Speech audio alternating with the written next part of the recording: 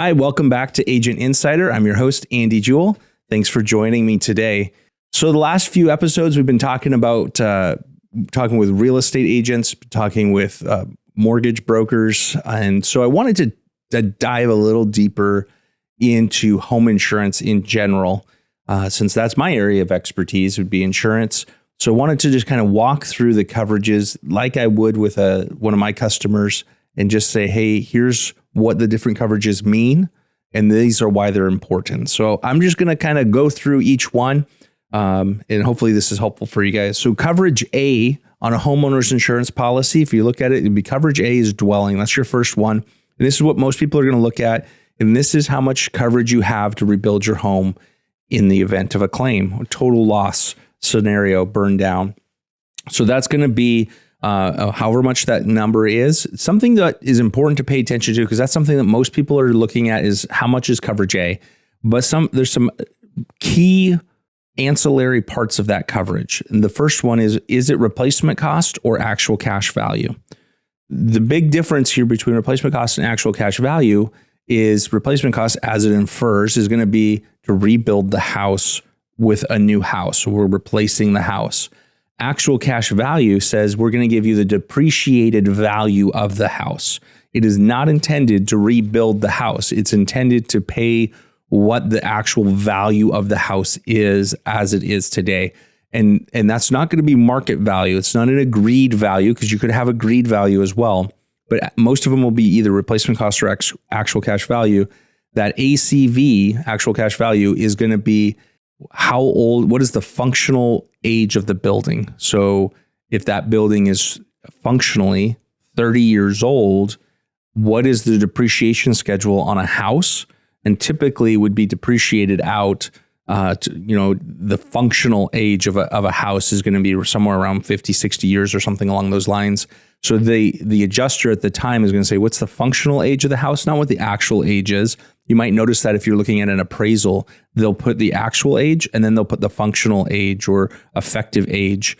And so that's what they're going to go off of. What's that actual, functional or effective age of the house? And then they're going to depreciate it out on a schedule. And that schedule is going to be determined. It's a national schedule. It's not something that adjuster is going to make up at the time of the loss. So you're not going to get full value of the house. But if you were going to say, hey, some people can't get replacement costs because maybe the condition of the house is such that the insurance company would not offer replacement costs. Or some people might just say, you know what? I'm at a point in my life, if this house burned down, I would not want to rebuild it. I would just give me the money and I'm going to leave. I don't want to mess with it. So that might make sense for some people, but it's an important distinction to understand. Is it actual cash value or replacement costs? Second part, subset of the replacement costs on the dwelling amount.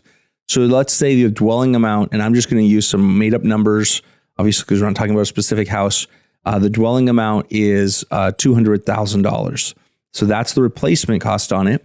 Then you have a sub coverage of extended replacement cost.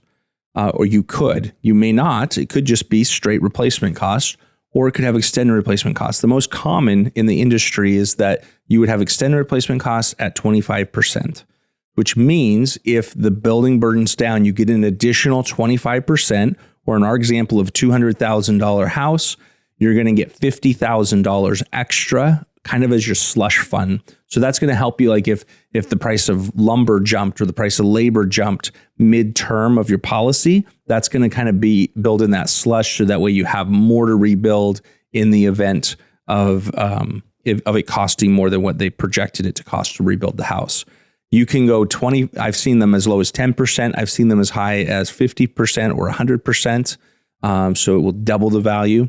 There's also an option. And these are usually on high-end homes or high-end carriers. Insurance carriers will give the option of replacement cost guaranteed, which just means effectively that amount, that $200,000, becomes irrelevant, because they'll rebuild the house, whether that costs $200,000, $300,000, $500,000. There's no cap in the amount the insurance company will pay to rebuild the house, like, kind, and quality. So those sub things people don't pay attention to a lot can make a huge difference in the claim payout process if you have a total loss, a major fire. So it's something to be aware of. is how the replacement cost, actual cash value, extended replacement cost, or guaranteed replacement cost. The next coverage level that you'll see typically on a quote sheet or declarations page is going to be separate structures. Separate structures, or coverage B, typically would come automatically at 10% on most of your standard carriers, at 10% of your dwelling amount, or coverage A. So if you have $200,000 for the building coverage, you're going to have 10% of that, or you would have $20,000 in separate structures coverage. Separate structures coverage basically is covering anything not attached to the house. So it's going to cover like fences, sheds, detached garages. There's some nuance to that, though, I would add, that people don't always think about. So storm water, like the stormwater drainage coming off of your roof, is considered separate structures. So a lot of times people don't think about the gutters, downspouts, and if you have to have like a stormwater drain, depending what your city code is. But that separate structures coverage will cover things like that. Septic tanks could be covered under separate structures. So it can cover a wide range of things that aren't as obvious. And most standard carriers are going to give you some included coverage there because of that. There's certain things that fall under separate structures that you may not think about. Playground equipment, like if you have a tree house, things like that could be considered separate structures. You might want to increase that. So that's something else to be aware of, is if you have a large shop, or if you have a big fence, like 20,000 seems like a lot, but if you have a large yard that's completely fenced in, that may not be enough to replace your fence if you had a major windstorm, or if you have a big shop that you built. So make sure you're aware of some of these sublimits. The next one down is going to be coverage C, or personal property. Again, that's just going to be a percentage, and this will vary by carrier. There's not as much of a consistency in the percentage, but the way the insurance companies come up with that amount of coverage for your personal property is a percentage of the coverage A, the dwelling amount. And they kind of say, hey, this is what we think is on average a good percentage to have. It'll range between a 40% and a 75%. So that's a big range depending on the carriers, or even depending on the packages that are offered by the carrier. So it's something to think about. I often tell people that coverage amount sounds like a big number. So if you're at a 50% coverage amount on that 200,000, that means you got $100,000 for contents. That 100,000 seems like a lot, but most people don't ever replace everything. You buy things slowly. And oftentimes as you're starting out in life, you're given certain things, right? Somebody will give you like, hey, I got an old couch, I'm not using it anymore. You can take it and use it.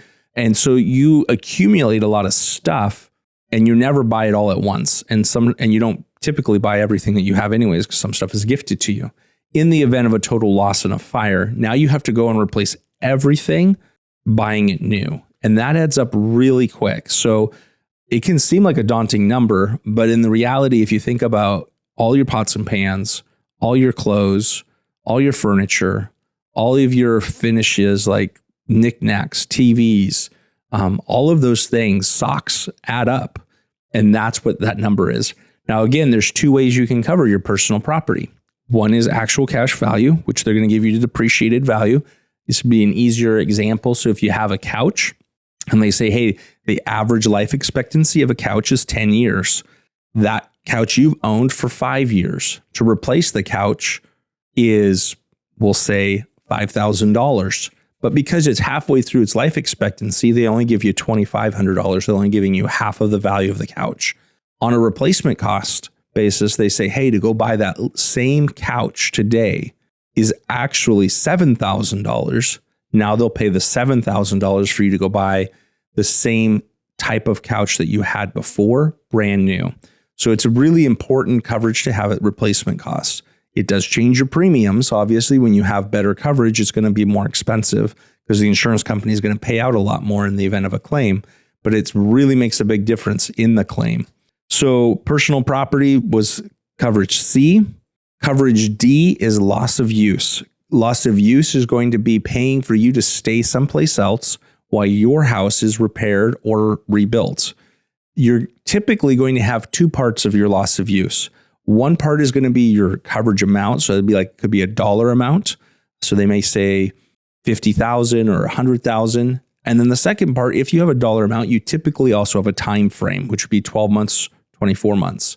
Some of them will just do what's ALS, or actual loss sustained, and that will just be a specific time period, like 12 months or 24 months.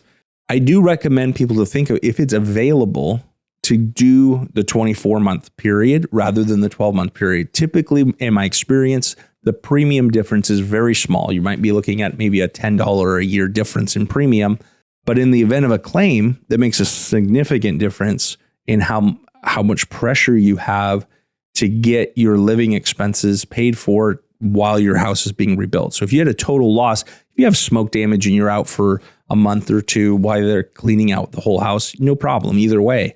But if you have a total loss when it burns down, what I tell people often think about, so I had this discussion with the contractor the other day. He's like, well, I can build a house in less than a year. I said, you can when you've already been planning to build the house, right? So like if you've already got your permits lined up, you have the plans approved, you have your subcontractors hired. So then you go in and you just start building. The actual build process would be less than a year.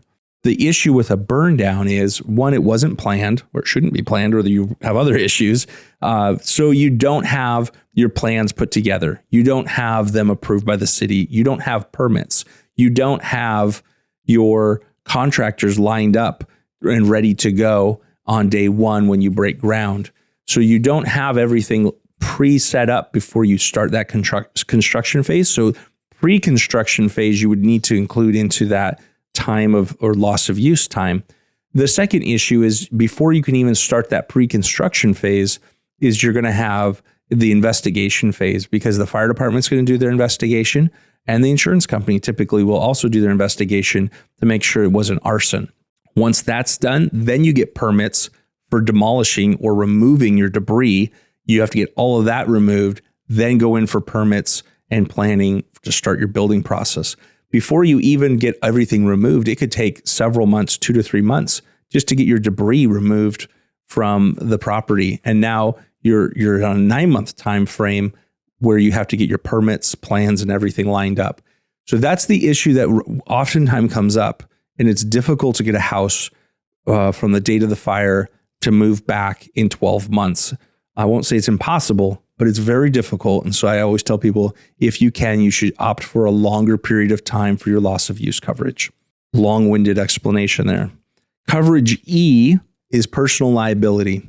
Personal liability is going to cover slip, trip, falls, dog bites, things like that. Things that you could be sued for. Now, here's something that's interesting. There's a couple of options inside of your liability on a homeowner's policy. You could have just a straight premise liability, which means it's just going to cover if something happens on your premise. It's not actually giving you personal liability. And that's fine if all you're worried about is someone slips on your property, there's a dog bite or something along those lines. But when you have a personal liability that is part of your homeowner's policy, that gives you liability worldwide for you. So if you're on vacation and somebody trips on your luggage, or you cause something to happen, not a car accident, because that's separate and there'd be another discussion, but you cause something to happen where your dog bites somebody off premise and they're turning around and suing you, then it's covered. So I recommend making sure that, if possible, again, that you have personal liability, not just premise liability. And with that personal liability, there's an option that most carriers should offer, good carriers will offer, is personal injury included with that personal liability.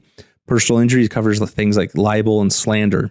In our modern age of Instagram, Snapchat, TikTok, Facebook, Twitter, or X now, it is important to have that personal injury, because if you post something online that becomes offensive to somebody and they decide to press that issue and they want to sue you because of what you posted or how you posted it, especially even if you have kids that are posting things online, it can open you up to a lawsuit that may not be covered anywhere if you don't have personal injury included with your homeowner's policy. So it's something I personally carry on my own policy, and I recommend to all of my customers to carry that coverage, because it could become a huge lightning rod, depending what happens in your community, what's happening online. And it's a great defense. And again, it's not very expensive. Typically, I think it runs around $20 a year. Mind you, all these things can add up. So you got to be careful and make sure that you're buying the coverage for the things that you care about, the things that you want to protect yourself against, and just being smart with what you're spending your money on. The next coverage is F, medical payments to others. So this is something that a lot of my customers get confused on. And they go, so you give me $500,000 or $1 million of liability, but then you give me $1,000 or $2,000 in medical payments to others. That seems like that's not intuitive. The medical payments to others is a no-fault claim. So if you're being sued, that goes into your liability. So that should be that $500 or $1 million of coverage. But the medical payments to others is really just somebody got hurt on your property. They're not suing you. You're not liable. You just feel bad that they got hurt at your place. You can open up the claim. The medical payments will pay out on it. Typically, what we'll see happen is the only times I use that part of the policy is if somebody is like, I'm not sure if this is going to turn into something more or not. It's like, okay, well, let's open the claim. The adjusters will pay them out. They say, hey, we don't really feel like Mr. Smith was responsible for this, but we'll offer you $1,000 or $2,000. And then you have to sign off saying that you'll never sue Mr. Smith in order to get that money. And so that kind of just closes that case. So it's not hanging out there as something that can happen later. It's not something I recommend using very often because it does still count against you as a claim on your claims history for your homeowner's policy. So it's not something I was like, hey, just open it up to cover someone's medical deductible if they got hurt at your property, even if you're not at fault. It's something you should use judiciously, but it is there, and there is times and places to use that coverage. The next one I was talking about is building ordinance and law coverage. So this is typically included at a 10% coverage amount, which means that is 10% of coverage A, your dwelling. So in our scenario, again, of the $200,000, that gives you $20,000 of building ordinance and law coverage. That building ordinance and law coverage is really meant to cover increased cost of construction due to building code changes. So the replacement cost says, hey, we're replacing the house as it is today. But there's been this new building code that came in and says that you have to have arc vault breakers for every room in your house. Originally, you did not. And those arc vault breakers cost an extra $2,000. So that extra cost of upgrading to the arc vault breakers, because it's being required by code, would be covered under that building ordinance and law coverage. Or possibly you don't have the storm drain, a tight line from your gutters into the storm drain, and now your local building code requires that you do that. The extra cost of that would be included in that building ordinance and law coverage. So it does come into play on almost every major fire that I've seen. We always end up dipping into that part because building codes are always changing. If the home is very old, I would recommend, if it hasn't been completely updated, I would recommend to increase that building ordinance and law coverage, because 10% may not even be enough for all of the building code changes that you have to comply with. So you might want to have that at a 25 or even a 50% coverage amount, because it can be a lot of code changes that you have to implement, and it can get very expensive. The other thing where that can come into play at times is if you have a partial loss and they say, well, in order to get the permits to fix this partial loss, if more than 50% of the building is damaged, the local building codes can require you to bring the entire structure up to code. And so that ordinance and law coverage would cover that extra cost of bringing the structure up to code. Now, if you were just getting a permit to remodel your kitchen, there was no claim, and they say, hey, yeah, well, you can do that, but you have to bring everything up to code, that's not going to be covered on your insurance because there was no trigger for coverage. But if there was a claim that we're covering already, and now they're making you bring everything up to code, that would be covered under your insurance, under that building ordinance and law coverage. I did want to just backtrack, and as I'm thinking about this with upgrades and whatnot, on the replacement cost on a home policy.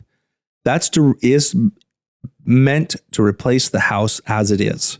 If you want to upgrade things, you're free to do that. And oftentimes people will do that if there's a major loss. They'll go, well, I think I wanted to have granite countertops anyways, or I think I wanted to have all tile floor instead of some carpeting. You can totally make those changes, but upgrades are not covered on your policy. So typically you would just have to budget for, like, I have to pay those upgrades out of pocket. So if I wanted to add a bonus room over the garage while I'm rebuilding the house, that's totally fine to do. But because that wasn't there originally, that's not covered on the insurance. And I'm going to have to pay that extra $50,000 to the contractor to have that bonus room put in. There's a lot of other ancillary coverages that could come up on your policy. And there's also going to be sublimits for things like theft of jewelry, theft of firearms, fine arts, motor vehicles. Like, there's a lot of extra sublimits that are going to come up on a policy. And that's something that you should really talk with the agent about, to say, hey, what are my sublimits on the policy that I should be aware of, and make sure that they match your coverage needs and your lifestyle, because not everybody cares about, there's a sublimit on theft of jewelry, but maybe I don't have a lot of jewelry, so I'm okay with that. But I have a lot of art, so I need to make sure that my art is covered. Those are things that you would want to talk to your agent about on specific needs that you would have, because there might be sublimits that you're not aware of. The other thing I want to make sure people are aware of is, this comes up a lot, and I don't know where myth comes from, but a lot of times people think like, well, if my car's parked in my garage, that would be covered under my home insurance. Unfortunately, no. If your car's parked in the garage, it's not covered on your home insurance. You would have to have a car policy or an auto policy on it. Same thing with boats.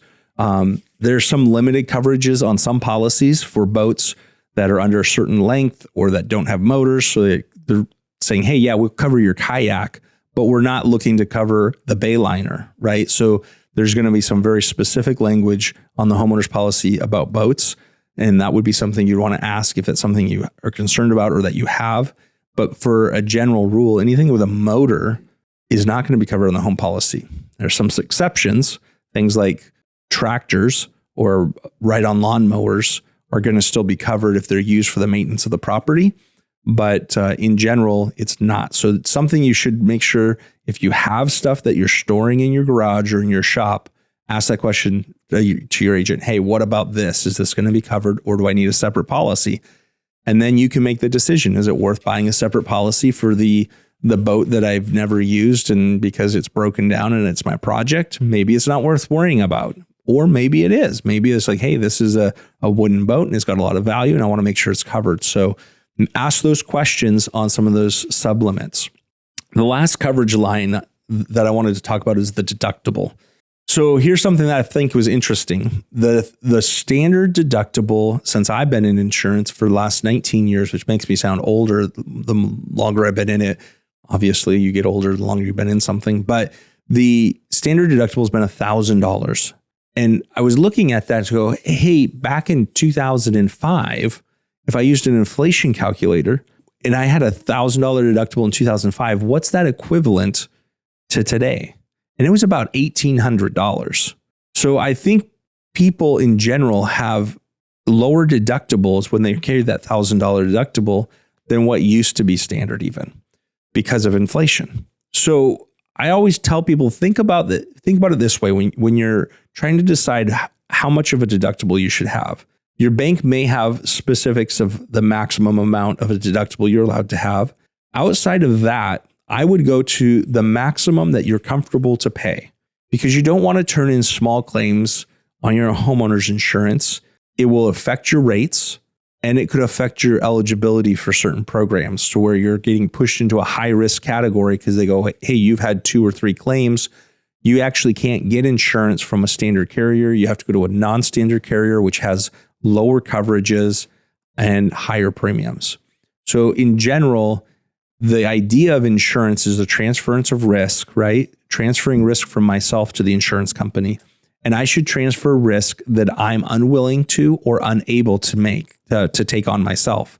So the deductible, again, is how much risk am I willing to take and how much risk do I want the insurance company to take? You should take as much risk as you're comfortable taking and as much risk as you're able to take, and then transfer the rest to the insurance company. So if you're able to afford a $5,000 deductible, I would say carry a $5,000 deductible. and then only turn claims in for the stuff you can't afford. The idea of insurance is that you're still going to have something bad that's happened. If your house burns down, regardless of what your deductible is, you're still got a bad day, right? This is going to make a bad year. This sucks because your house burned down, you lost your belongings, and that can't be, no matter how good a job I do as your insurance company or your insurance agent, I can't undo that. You're still going through a miserable time. What we do want to do is we want to make sure that that bad incident is a moment in time and doesn't define your life, right? So we don't want you to be bankrupt. We don't want to ruin you financially. We want to make sure that it still sucks, but it doesn't ruin you. And that's kind of the idea that I think about when it comes to deductibles. You want something that you can afford, but that's not going to ruin you financially. So, and that's going to be different for everybody because people are in different places. Somebody might be okay with carrying $5,000 deductible. Some people might be okay with carrying a $10,000 deductible, and other people are like, no, I only have $2,500 in reserve. That's all I could afford to pay out of pocket if something happens, and then I'm going to have to turn it into insurance. That's okay. Just be aware, like it affects your premiums when you have claims. The higher the deductible, the lower the premium you have now. So it saves you money if you can afford to carry a higher deductible. And then you're not going to you shouldn't turn in claims, they're small claims anyway. So if someone could afford $5,000 and they only have a $1,000 deductible and they have a $3,000 claim and they call me up, I'm still going to tell them, if you can afford to pay this, I would not open the claim. It's up to you as the customer. But me personally, I wouldn't open the claim if I had $3,000 in the bank that I could take care of it myself.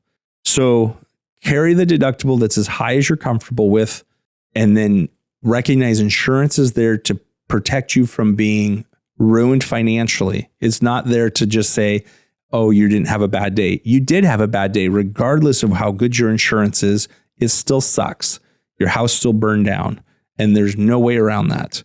So we just don't want to ruin you financially. The purpose of insurance is so you don't get ruined financially in that moment. So hopefully that's helpful to help people understand to think about those deductibles.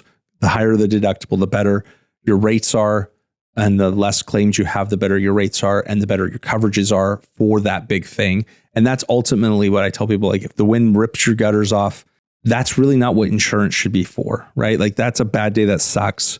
If your house burns down, that's what insurance is for, is to rebuild your house. So obviously there's lots in between the gutters coming off and the house burning down. But in general, I hope you guys understand what I'm saying. That's kind of, I would say, a long-winded explanation on home insurance. Hopefully that's helpful to you guys. If you have questions, feel free to send me an email at theagentinsider@gmail.com. Or if you're watching this on YouTube, drop it, and you can drop it in the comments or shoot me some feedback. Give us a like if you're watching it on YouTube. And I'll be happy to answer any other questions. If you have other questions that are related to insurance, put those in the email to me as well, and be happy to put that in queue for another session for us or another episode. Well, thanks so much, guys. I hope you have a great day. Until next time.